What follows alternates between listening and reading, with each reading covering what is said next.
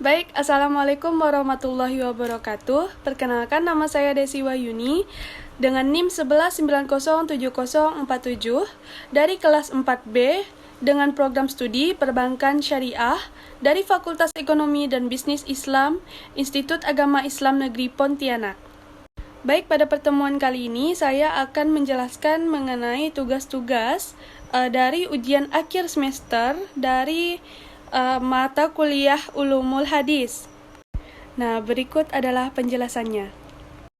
Soal nomor 1 yaitu apa yang dimaksud dengan hadis do'if dan bolehkah beramal dengan hadis do'if itu, serta berikan contoh hadis do'if yang bisa diamalkan dan tidak bisa diamalkan. Baik, dari pengertiannya, hadis do'if itu adalah sebuah hadis yang tingkatannya itu berada di bawah hadis hasan atau sebuah hadis yang tidak memenuhi syarat sebagai hadis yang sahih.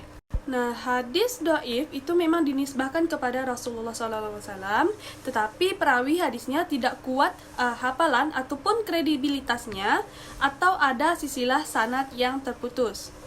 Nah, apakah boleh sebuah hadis do'if ini diamalkan? Jadi, ulama itu bersepakat bahwa mengamalkan hadis do'if itu diperbolehkan.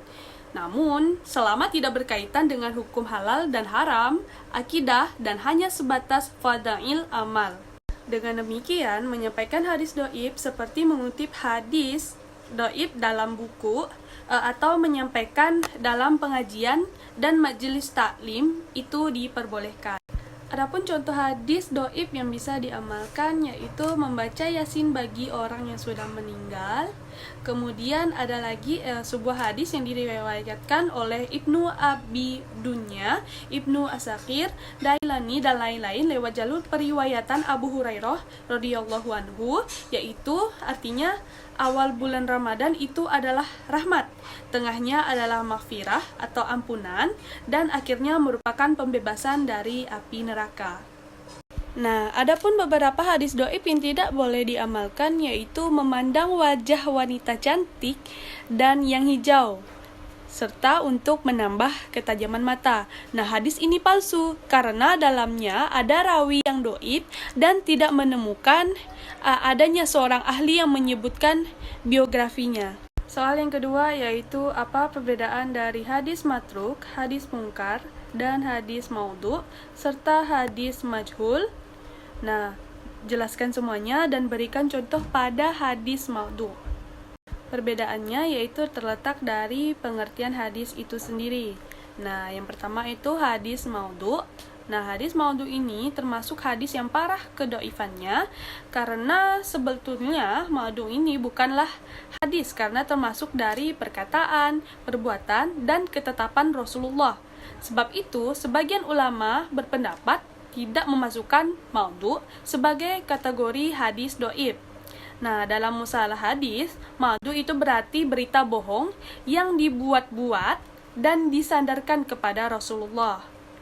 Nah, adapun contoh dari hadis maudhu ini adalah hadis yang dibuat oleh Muhammad bin Sa'id Asy-Syami. Dia mengatakan bahwa Humaid meriwayatkan hadis dari Anas, kemudian dari Rasulullah yang berkata yang artinya, "Aku penutup para nabi.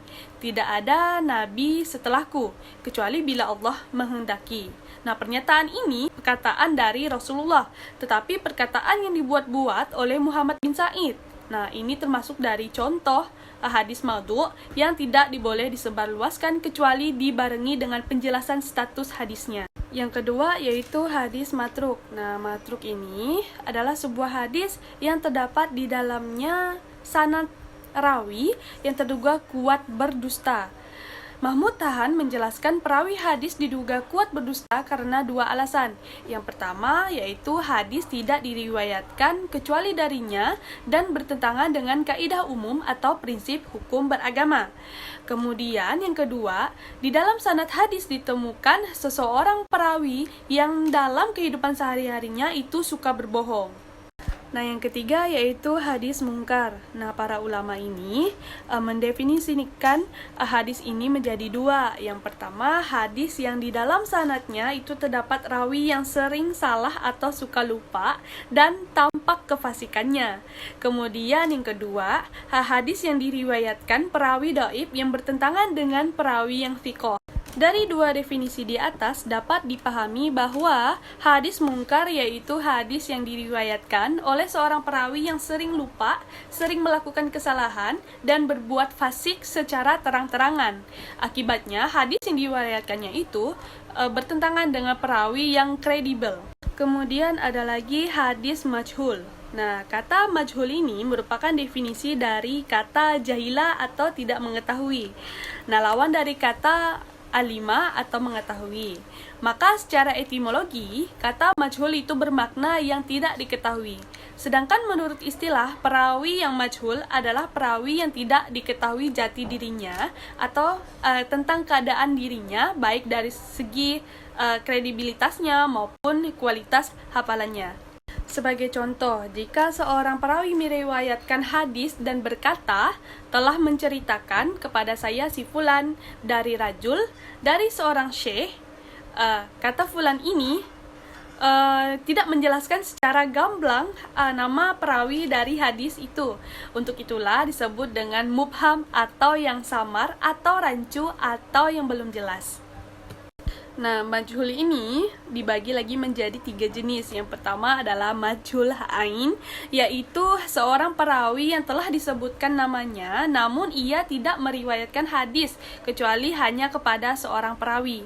Kemudian ada lagi majhul hal, yaitu seorang perawi yang meriwayatkan hadis kepada 2 orang atau lebih, namun tidak disikohkan oleh para pakar jarh atau ta'dil. Kemudian ada lagi yang disebut dengan mubham, yaitu seseorang yang disamarkan penyebutan namanya di dalam periwayatan sebuah hadis. Kemudian soal dari nomor 3, yaitu apa perbedaan antara hadis sahih li ghairihi dan hadis sahih li zatihi, serta berikan contoh-contohnya.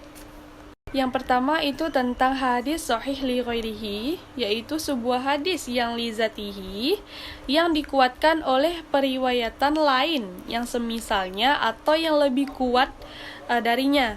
Dinamakan sahih li ghairihi karena kesahihannya tidak berasal dari sanad awalnya sendiri, melainkan dari masuknya sanad lain yang menguatkannya. Berikut adalah contoh dari hadis ini. Rasulullah Shallallahu Alaihi Wasallam bersabda, jualah kepada kami seekor unta dengan beberapa ekor unta muda dari unta zakat sesuai dengan hitungannya. Maka ia mengambil seekor unta jantan ditukar dengan 2 ekor unta muda atau 3 ekor unta betina. Hadis riwayat Ahmad dan Baihaqi. Nah, hadis ini termasuk hadis yang hasan, namun ia mempunyai beberapa jalan periwayatannya, sehingga derajatnya naik menjadi hadis sahih li ghairihi. Yang kedua, hadis sahih li zatihi. Nah, hadis sahih li zatihi ini harus memenuhi kriteria sebagai berikut. Yang pertama, yaitu sanadnya bersambung, artinya bahwa semua rawi benar-benar diambil dari rawi di atasnya. Yang kedua adalah rawi adil. Nah, adil di sini bermakna bahwa rawi itu beragama Islam, telah baligh, berakal, tidak fasik, dan menjaga muru'ah atau kehormatan. Yang ketiga itu rawi dhabit. Rawi ini berarti bahwa seorang perawi itu harus memiliki hafalan yang kuat atau teliti atau cermat terhadap penulis sesuatu. Kemudian yang keempat yaitu selamat dari syadz, maksud saya yang artinya bahwa seorang perawi itu tidak menyelisihi perawi yang lebih kredibel darinya. Kemudian yang terakhir yaitu selamat dari ilat, yang artinya bahwa hadis tersebut selamat dari kecacatan yang dapat merusak kesahihan dari hadis tersebut.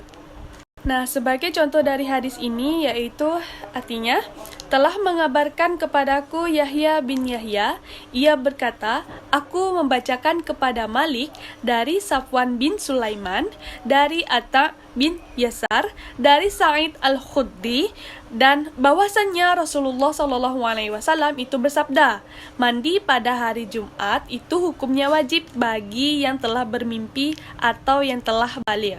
Hadis riwayat Muslim.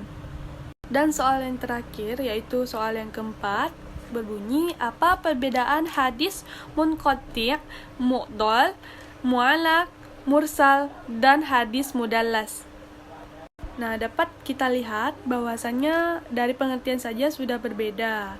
Berikut adalah penjelasannya. Yang pertama itu hadis munqati', yaitu artinya hadis yang terputus. Nah, para ulama bersepakat bahwa memberi batasan pada hadis munqati ini adalah hadis yang gugur satu maksud saya, atau dua orang rawi tanpa beriringan menjelang akhir sanadnya. Bila rawi di akhir sanad adalah sahabat Nabi, maka rawi akhir ini artinya tabi'in. Jadi, para hadis munqati ini bukanlah rawi yang diangkat dari sahabat yang gugur, tetapi minimal gugur seorang tabi'in. Bila dua rawi yang gugur, maka kedua rawi tersebut tidak beriringan, dan salah satu dari rawi yang gugur itu adalah tabi'in. Yang kedua itu hadis mu'dal. Secara bahasa, hadis ini sulit dipahami. Nah, batasan yang diberikan para ulama bahwa hadis mu'dal itu adalah hadis yang gugur dari dua orang rawinya atau lebih secara beriringan di dalam sanadnya. Yang ketiga, hadis mu'allaq. Nah, menurut bahasa, hadis ini berarti hadis yang tergantung. Batasan para ulama tentang hadis ini ialah hadis yang gugur satu rawi atau lebih dari sanadnya, atau bisa juga dibilang bila semua rawinya itu digugurkan atau tidak disebutkan. Yang keempat, hadis mursal. Nah, hadis ini adalah sebuah hadis yang hilang atau tidak disebutkan perawinya dari golongan sahabat. Nah, ciri-ciri dari hadis ini adalah hadis yang disampaikan oleh tabi'in, baik tabi'in kecil maupun tabi'in besar, tanpa menyebutkan nama sahabat dan langsung menyebutkan nama Rasulullah SAW.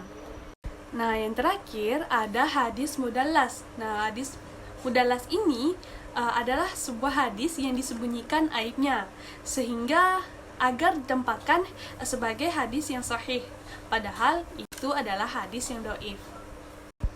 Sekian jawaban dari saya.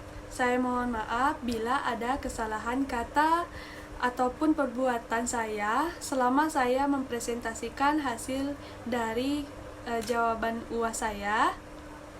Akhir kata, Assalamualaikum warahmatullahi wabarakatuh.